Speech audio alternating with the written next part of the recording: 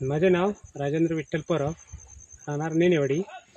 ही आम्ही पारंपरिक शेती आहे आमची। ती पहिले चतुर्थीला दूध वगैरे घालतो, पहिली मोडणी करतो ह्याची वांगणाची, त्याच्यानंतर दुसऱ्या टायमाला दुधणी करतो, दुधणी झाल्यानंतर किडणी करून चौथ्या टायमाला आम्ही पेरणी करतो।